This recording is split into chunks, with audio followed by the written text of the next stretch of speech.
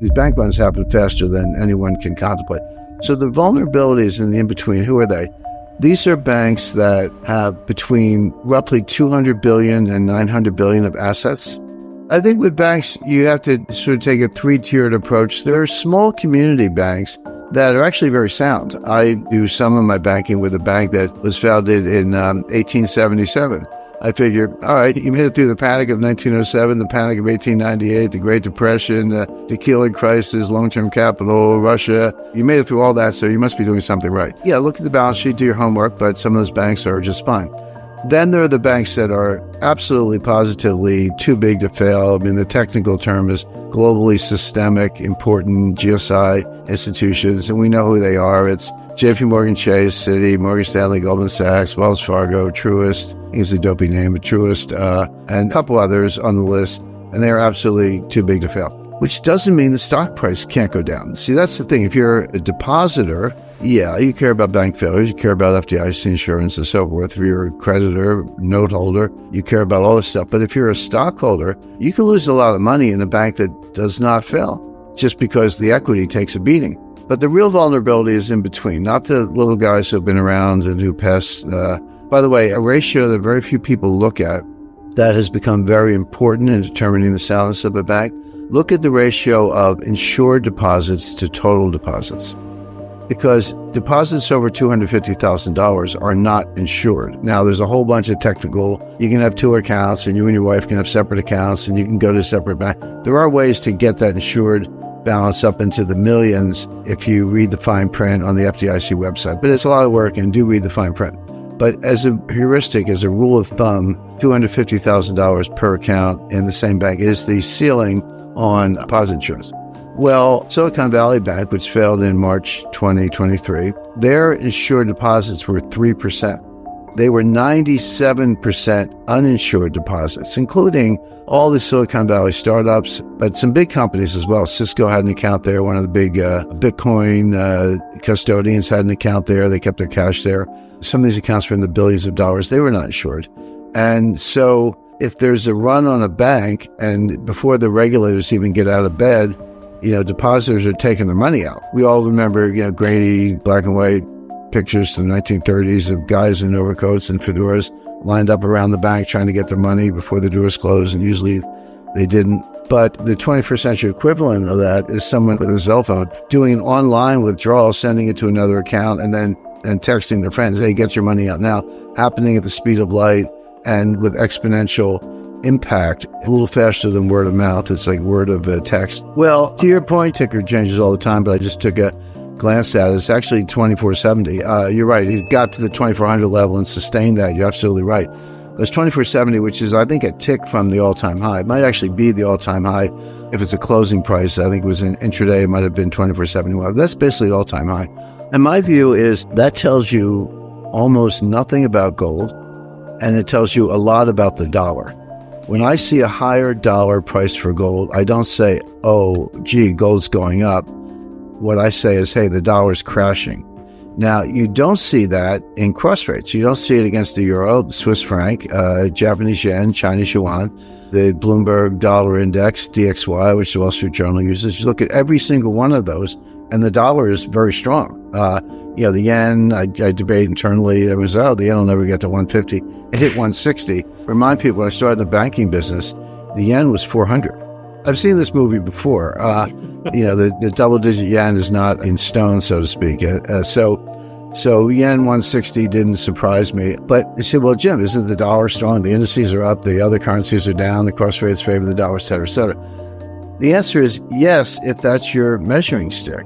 But all you're doing is comparing one central bank currency to another central bank currency. But think of them all as survivors in a lifeboat with no food or water. I mean, they're all going down together. The point is, that's not the best way to measure dollar strength, because I can see a preference for the dollar over the euro. I can think, given a war in Ukraine, I can think of 100 reasons why that's true. Same thing with the yuan. The Chinese economy is imploding. I could favor dollars over yuan.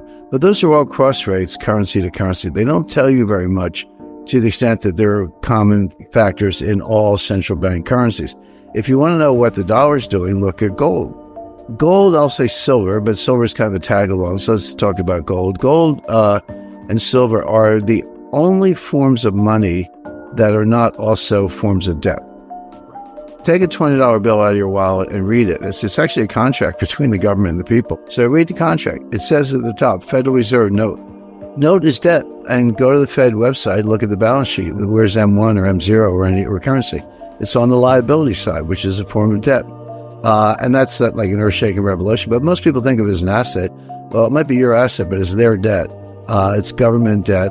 Treasury note is government debt, even though they're very liquid, and you can sell them, and you can sell them to the Fed and get cash. So all forms of money are forms of debt. And debt and credit, two sides of the same coin, are the key to commerce and mercantile success, etc. But gold is not. Gold is a form of money, the best form in my view, but it's not a form of debt.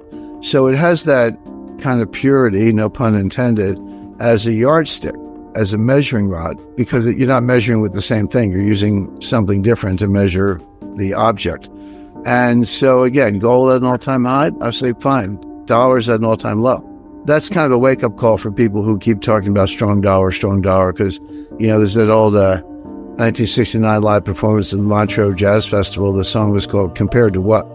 And great song. When people say, is the dollar stronger? How's the dollar doing? I say, compared to what? Against the euro, against the yuan, yeah, very strong. Against gold, not so much. So I would expect gold to go higher because I would expect the dollar to continue to weaken as the U.S. debt exceeds $35 trillion, as the U.S. debt to GDP ratio exceeds 130%, highest in history. 130% debt to GDP ratio, government debt's the numerator, GDP's the denominator, over 130%. Who's at that lunch table? The answer is Lebanon, Greece, and our friends in Italy. It's basically the biggest super debtors in the world. And Japan, of course, is in detention. They're like 300% or something, over 200%. Everyone says, does that mean the dollar collapses tomorrow? And the answer is no, it doesn't mean the dollar collapses tomorrow. It doesn't mean the treasury market collapses tomorrow. I'll say, what if the Chinese stop buying? No big deal. Just call Jamie Dimon and say, Jamie, shoot him. And, the banks will do what they're told. They've been trained. It doesn't mean the end of the dollar or the end of the treasury market, but it is indicative of much slower growth at best. Again, you can still have your technical recessions within what's called a long depression. I would say, and others agree, that Japan has been in a depression, has been in a depression since 1989. Now, they've had 9 technical recessions. They can't get out of it. They can't get out of the rut. They've had 9 technical recessions over those 30 plus years. I guess 35 years at this point. 9 technical recessions, but 1 very long depression. I would say the United States has been in a depression since 2007. Mm-hmm. Now, we've had 1 severe technical recession in 2008, 2009. We had a recession that's not a recession. Don't call it a recession, said Janet Yellen. In the first 2 quarters of 2022, we had 2 consecutive quarters of declining GDP in the first half of 2022. Why was that not a recession? Because Janet Yellen said, don't call it a recession. And the National Bureau of Economic Research, which are the umpires, they haven't said so. So, okay, I guess it never happened, but the data is your GDP went down 2 quarters in a row. So count that as a mild mini recession. But it's been 1 long depression, particularly the episode from 2009 to 2019, when compound annual growth over that 11-year period was 2.2%. This is an economy that has potential to grow 3.5%. When you grow 2.2% in a world of 3.5% potential, that's depressed growth. By the way, that delta between 3.5 and 2.2, it's approaching $9 trillion of lost wealth if we had had policies, including lower deficits, that would have allowed that to happen. So we're trying to borrow away out of a debt trap. It never works. The long-term result probably will be hyperinflation, but we're not there yet. But what we should expect is exactly what we're getting, which is slow growth at best and periodic recessions at worst. And I think we're probably in a recession right now. So what does that mean for gold? Well, weaker dollar measured in gold means a higher dollar price for gold. Central banks are net buyers, have been since 2010. That's continuing. Americans don't get gold. We're now into a 3rd generation of people who have been taught nothing about gold in a monetary context. I always tell people, if you know anything about gold, you either went to mining college or you're self-taught.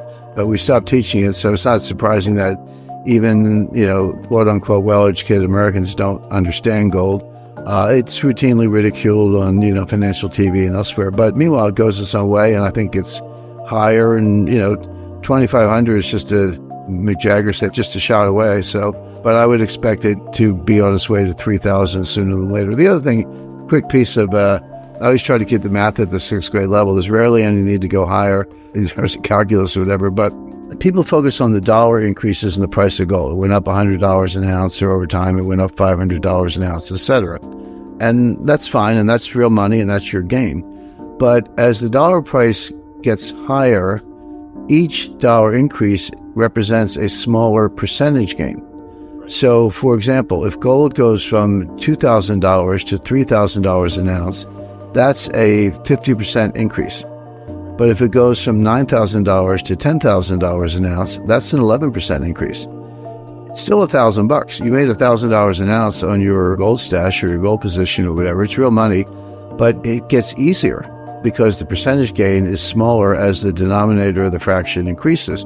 So what that means is, this is how you get bubbles. We're nowhere near a bubble in gold, but if it gets to the blow-off bubble stage, and we'll kind of keep an eye out for that down the road, but going to $3,000, $4,000, $5,000, $6,000 an ounce, each $1,000 jump is easier than the one before because it's a smaller percentage jump. It goes from 50% to 30% to 20% to down to 10% or less. And so the time to get the gold is now, before the rocket ship really takes off. So these bank runs happen faster than anyone can contemplate. So the vulnerabilities in the in-between, who are they? These are banks that have between roughly 200 billion and 900 billion of assets. So it's not JP Morgan, but it's not my local bank either. I actually don't want to mention names. They're pretty easy to find the list, but everyone knows who they are. I don't want to start running any banks, but I would look at a double metric. I would look at 200 billion to 900 billion in total assets and a insured deposit to total deposit ratio of under 30%. If that's who you are extremely vulnerable, and those are the banks I would get my money out of. Even though they're not technically too big to fail, they're not classified as GSIs, globally, systemically important. The Fed's not going to let them fail in terms of depositors, but they will let them crash and burn in terms of stockholders. And that stock can go to zero even if the depositors are bailed out. Now, what actually happened in Silicon Valley Bank, it wasn't just Silicon Valley Bank, it was Silvergate Bank, Silicon Valley, Signature Bank, Barney Frank on the board, by the way, friendly bank regulator from the House of Representatives at the time, and then Credit Suisse, one of the largest, oldest banks in the world, and First Republic, which is one of the largest asset managers around. They failed in pretty close sequence, 4 of them within 3 weeks or less, and then the 5th one fell about a month and a half later. But what did the Fed and the FDIC do to stop that cascade of bank failures? They guaranteed every deposit in the system. They said, forget about the $250,000. We're guaranteeing everybody. They didn't do that at first, by the way, with Silicon Valley. Friday night, they said 250 is the limit. If you're over that, we're giving you as a certificate, basically. The bank had been taken over, placed in custodianship, and we'll give you a custodian certificate, and we'll get back to you on what it's worth. We got to sell the assets first or do a merger or something. We'll get back to you. But it was illiquid. You didn't know what it was worth, and you didn't know when you were going to get paid. But your deposit was gone. That was kind of what the G7 said in Brisbane in 2014. That was the bail-in, not the bail-out. 48 hours later, they said, just kidding. All the deposits are insured, no limit. It was, Bill Ackman, all the Silicon Valley crybabies ran to the White House, and they got what they wanted. But they did something else. The Fed created a facility that said to every bank, if you own U.S. Treasury securities, you can borrow the face value from us, give us the securities as collateral, we'll give you the cash, a 1-year loan, I'm sure the interest rate was like 1% or something like that, regardless of the fact that the securities were only worth 70 cents on the dollar. Because a lot of those securities had been bought when interest rates were 1.5%, 2%, and in the meantime, interest rates had gone to 5.5%, those bonds were way underwater, depending on the maturity, down 20 to 30%. And if you marked them to market, those banks would clearly have been insolvent. The Fed said, again, never mind, we'll give you 100 cents on the dollar, even if the bonds are only worth 70 cents on the dollar. Did I tried to find someone at the Fed I could call and see if they would take my used car. Same math, but was unsuccessful. That facility got to be several $100 billion in a very short period of time, which shows how illiquid a lot of these banks were. Here's my question, Sean. When the bank crisis comes back, and I would say it never really went away, but we're in a timeout, halftime, we're in the locker room, so we're going to get back on the field. When this reemerges, there'll be some catalyst for it, and could be a lot of things. What else have they got in their bag of tricks? I mean, once you've guaranteed every treasury bond, regardless of market value, and you've guaranteed every bank deposit, regardless of the deposit amount and the deposit insurance, what else can you do? Well, the answer is you can nationalize the banks, but that means wiping out the stockholders. And so, again, if you're a depositor, I personally wouldn't take chances, but you may get by as they did in Silicon Valley Bank. If you're a bondholder, get ready for a haircut. And if you're a stockholder, get ready to be wiped out, because that's what will happen. It's hard to say, but it could have been very, very ugly. And what I mean by that is there's a phenomena, in a complex dynamic system, and that is a good description of the electorate, and how people think about policy and what they want to do, et cetera. There are these, what physicists call phase transitions. It's like you have water in a pot and you have the heat on, but nothing's happening. It's just, it's getting hotter, but nothing's happening. All of a sudden the surface starts to bubble, you get turbulence, and all of a sudden steam starts to rise. And if you have it in a teapot, it's under high pressure, et cetera. We're kind of in that state where you could go from one stage to another. Now, the Trump supporters have actually been very restrained. I mean, after the George Floyd riots in 2020, that was all Antifa, BLM. It was sort of egged on by Nancy Pelosi and the Democrats. The Democrats were saying Republicans are a threat to democracy. Republicans are threatening violence, dictatorship, and all this stuff. But you look at facts, like why don't we do facts? The riots in the summer of 2020, Trump was calling out to deploy the National Guard. Democratic state governors refused to do that. Kamala Harris was raising money for BLM. But the Trump side had been actually very restrained. You haven't seen Trump riots. You haven't seen Trump supporters burning down buildings, shooting in the streets, rioting in the streets, etc. But you're not necessarily that far away from that. And I'm not saying anyone supports it. I certainly don't. But human nature being what it is, you can only push people so far. And if Trump had been killed, and he came within millimeters of being killed, that's just a fact, it could have set off something like a civil war. We're probably already in a civil war, Julia, but it's being fought, in the courts, in the ballot box, and elsewhere. But could it have led to some kind of militia type violence? I think that's possible. Just to be clear, I think that I don't condone it whatsoever, but as an analyst, I would say you can't rule that out. We're definitely on a path for a recession. We may already be in one. As you know, the National Bureau of Economic Research in Cambridge, Massachusetts, they call balls and strikes. That's the group. It's a private group. They're the ones who decide when did a recession start, when was it over, et cetera. So no one has called an official recession, but they're usually like 9 months to a year after the fact. Like when the National Bureau of Economic Research says a recession started a year ago, like, well, thanks a lot. It's almost over, but thanks for telling us. So we may actually be in a recession right now, but if we're not, we could very well be headed for one. And there are lots of technical indicators. Like for the past 2 years, Treasury yield curves have been mostly inverted, meaning, a normal yield curve is upward sloping. So shorter maturities have lower interest rates than longer maturities. If I'm going to lend you money for a month, I want a certain interest rate. But if I'm going to lend you money for 10 years, I might say, hey, Julia, a lot could happen. I'm going to charge you a higher interest rate. That's a normal yield curve. When the yield curve is inverted, the long-term rate is lower than the short-term rate. Now, that makes no sense in terms of risk, but it makes a lot of sense if you expect a recession. Because if you take a 4.5% coupon, 4.5% yield to maturity on a 10-year treasury note, and interest rates drop to 2%, you had a huge capital gain. Like that 4.5% coupon is going to look really good in a world of 2% interest rates. So investors, and this is the big money, sovereign wealth funds, pension funds, et cetera, endowments, they'll say, yeah, I'll take that rate. It's lower than the overnight rate is like 5.5%. And the 10-year note was 4.5%. So why would you take a lower rate on a much longer maturity? The answer is that overnight rate is an overnight rate. It could change quickly, and I'm only locked it in for a month or 6 months or whatever. But that 4.5% rate could look really sweet in a world of, sub 2% interest rates. So that's a signal that a recession is coming, because that's why you would take the lower rate, because in a world of lower rates, interest rates go way down. Now, what's happened literally just in the last couple of weeks is the yield curves are starting to uninvert. And it's not because the longer term rates are going up. They're not. It's because the short term rates are dropping really fast. So the yield curve is starting to assume a more normal upward sloping curve. What does that mean? That means we're in the recession. That means that, inflation is not a concern at all, and rates are trending down. Car sales are dropping. Housing is unaffordable. The unemployment report's kind of a joke. And what I mean by that is, as you know, they have two reports, the employer survey and the household survey. One, you call employers and say, how many people did you hire or fire? The other ones you call household and say, did you get a job or lose a job? In theory, they should be the same. Of course, they never are, because the survey is never 100%, but they should be close. They're not close. They've diverged to a significant extent. The employer survey is showing much higher job creation, whereas the household survey in some recent months has shown huge job losses.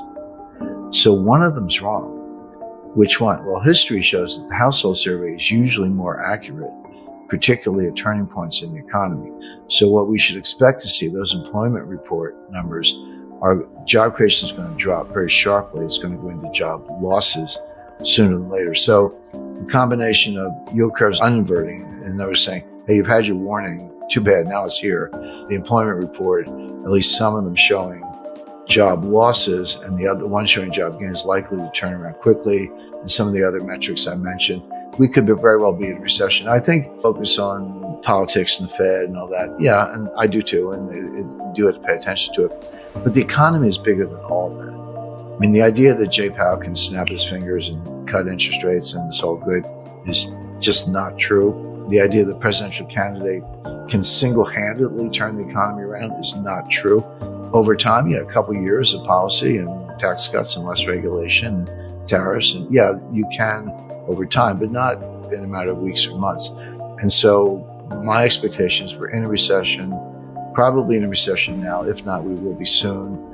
There is no such thing as a soft landing. Landings are always hard. And there's a lot of reason to think that. As far as the stock market's concerned, I'm more of a global macro analyst, and I focus a little more on bonds and foreign exchange and derivatives and so forth. But here's what I know about the stock market. People say you can't spot a bubble. That's nonsense. Nothing is easier than spotting a bubble. Just look at charts. Look at the Nikkei in 1989. Look at the NASDAQ in late 1999. Look at housing in 2007. Every one of them is a bubble, and it's easy to spot. What's difficult is knowing when the bubble is going to burst. It's just because you can see the bubble, I wouldn't short it, because you can lose a lot of money being right, meaning it could just keep going for a while, but it will burst. What people may not realize is most people these days, they buy stock indices, Vanguard, S&P 500 stock index, buy it, sleep well at night, just keeps going up. But 85% of the stocks in the S&P 500 are down for the year. 100% of the gains in the index are due to 5 companies. Over 50% of the gains are due to 4 or 5 companies. And we know what they are. It's Microsoft, NVIDIA, Amazon, Apple, and a couple others. And the S&P 500 is cap weighted, which means that the bigger you are as a stock, the more influence you have on the index. So the index is going up. People buy the index. The index manager, the fund manager what do they have to buy? They have to buy NVIDIA, Microsoft, and the companies we mentioned, Tesla and a few others. So what does that do? It makes them go up higher. So this is a recursive function, or feedback loop, if you want to call it that. It's creating a bubble. I don't know when it will break. That's very difficult to predict, but I know that it will break. And when it does, it'll break really fast and hard because of the concentration risk. So get ready. I mean, my view would be, I'm not saying, sell all your stocks and run for the woods. I would say I would increase my allocations to cash. I would have a 10% allocation to gold. Right now today is near an all-time high, just a few bucks away from an all-time high. I'd lighten up on equities. If I kept equities, I would probably favor the energy sector, because drill, baby, drill. I mean, Trump's going to really turn the energy sector loose. Defense contractors, because we're not going to win the war in Ukraine. That's the loss. The Russians are going to win. But one thing we learned is that our weapons don't work. So they're going to need some new ones and more R&D. So there are things to do in the stock market, but I would lighten up on stocks. Buy, kind of 5 years, season to taste, maybe 2-year, 5-year, 10-year treasury notes, because interest rates are going to drop really quickly. Increase your cash allocation so you can go shopping after the crash. And save a 10% slice of gold. I think AI is powerful and will do some wonderful things. I don't question that, but there are enormous dangers that are being overlooked. I've spoken to the top experts in the field, did a ton of research on this, and AI could actually combine with human nature. I'm not saying that AI is not going to work. I'm saying the opposite. I'm saying it's going to work exactly as it's designed to do, but it ignores aspects of human nature. So when you combine AI and human nature, this will actually accelerate panics, increase runs on the bank, increase capital market crashes, possibly lead to the closure of exchanges, etc., so that all the traded equity becomes private equity. And then I also have a chapter on national security, particularly with regard to nuclear war fighting and how the use of AI in the nuclear war fighting arena could actually make the likelihood of the nuclear war, annihilation of civilization and the death of the human race more likely. Again, very specific examples and metrics and historical examples, etc. So again, I'm not dissing AI. I'm saying, and GPT is kind of a novelty, it's kind of a high-speed plagiarist. So I sort of discount the role of GPT. I say AI is powerful, but it also has dangers, and I point those out. And then I think that's very timely in terms of right now AI says, hey, it's going to transform the world, bigger than the internet, make everything good.